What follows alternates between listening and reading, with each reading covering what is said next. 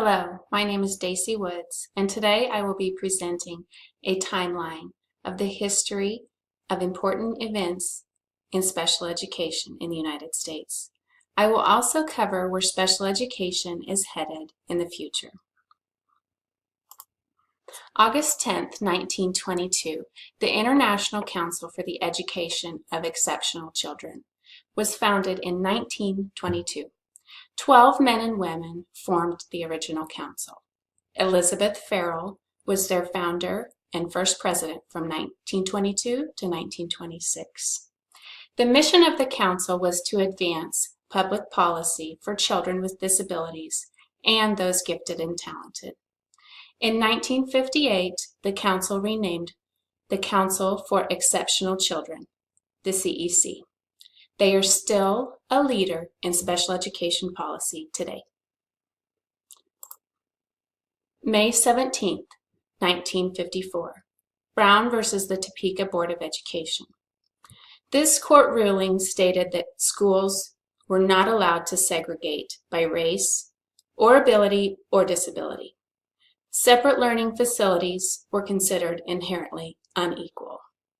This inferiority made it difficult to motivate students to learn. The Brown versus BOE ruling stemmed civil rights movements all across the country. The Brown decision led the way for a growing understanding that all people, regardless of race, gender, ability, disability, had the right to a free public education. September 26, 1973. Section 504 of the Rehabilitation Act. This act stated that persons with disabilities could not be excluded or denied benefits from any federally funded program. Section 504 was one of the pioneer acts offering protection for people with disabilities. The goal of education for all students, with or without disabilities, was to give the student the knowledge and skill they needed to function in life after graduation. Section 504 had no formal testing. Instead, they evaluated grades over a several-year period. They gathered information from parents and other agencies. They reviewed state assessments. Accommodations were made based on the student's individual needs, things like highlighted textbooks, extended time on tests and assignments, peer assistance, and preferential seating. November 29, 1975, Public Law 94-142, the Education for All Handicapped Children Act. President Gerald Ford signed this act in November of 1975, after being informed that nearly half of the 8 million children in the United States with disabilities were being underserved or excluded from public school altogether. What was once a privilege was now a legal right. An education plan was created for students with disabilities that closely modeled that of their peers. School districts were required to implement administrative procedures allowing parents the right to dispute decisions regarding their child's education plan. This act executed the least restrictive environment, allowing students the ability to work alongside their non-disabled peers. 4 goals of this act were equal opportunity, independent living, full participation, and economic self-sufficiency. July 26, 1990, the Americans with Disabilities Act. The Americans with Disabilities Act was signed into law by President George W. Bush. At the time, he was quoted as saying, "Every last shameful wall of exclusion for persons with disabilities finally comes tumbling down." This civil rights legislation worked to advance the 4 goals of equal opportunity, full participation, independent living, and economic self-sufficiency. They did this by working in a variety of contexts, including civic access, employment, education, integration, healthcare, and recreation.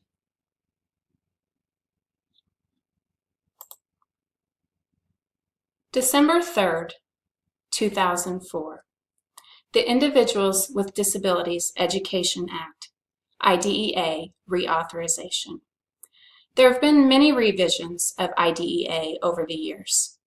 This reauthorization called for early interventions, increased accountability, improved educational outcomes, and held a higher standard for special education teachers. This revision also required state and local agencies to make increased accommodations for homeless and impoverished children. Poverty-stricken students are 4 times as likely not to graduate than their peers. The achievement gap in reading between high and low incomes is 40%. RTI, Response to Intervention. This originated as a general education initiative, but it has had a significant impact in the special education field. Instead of immediate special education placement, the practice is to prevent learning gaps before they occur.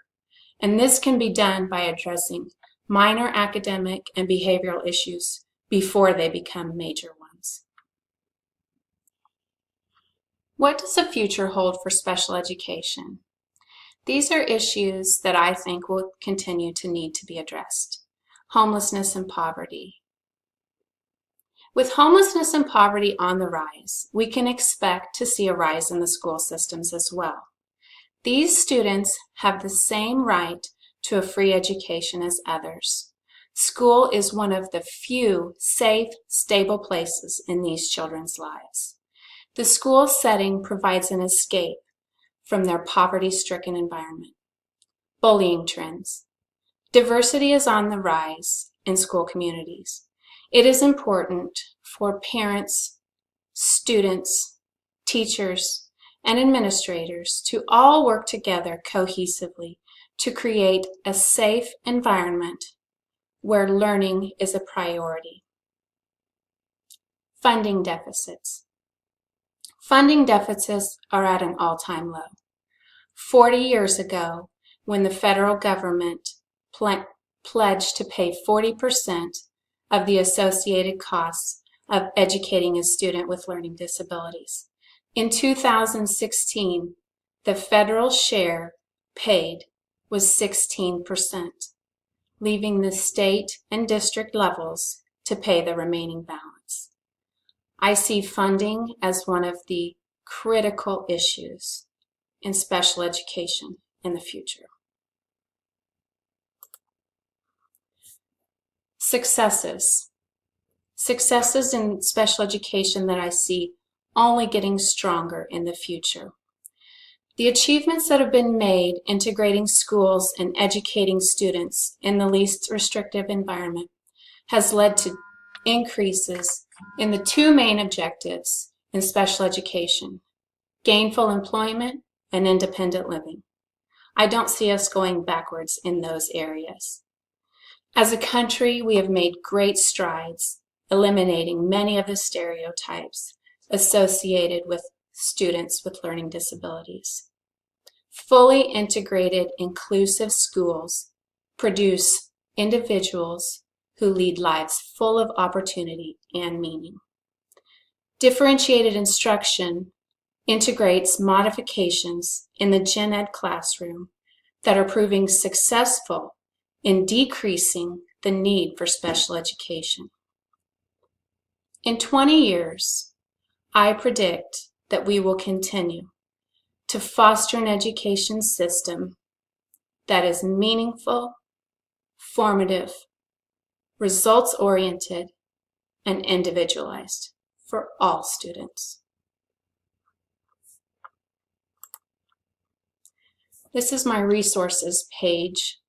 I found a great deal of information regarding the CEC from their website, the Council for Exceptional Children. I read a great article on Section 504 A Parent's Guide to Section 504 in Public Schools. One of my most helpful articles was called The Evolution of Special Education. It was sourced by the National Association of Elementary School Principals. I researched another article, 25 Years of Progress for Americans with Disabilities. I received information from the Americans with Disabilities Act website. And of course, I pulled information from our textbook, Exceptional Lives, Special Education in Today's Schools. Thank you for watching my PowerPoint presentation on important events in special education in the United States history. Thank you.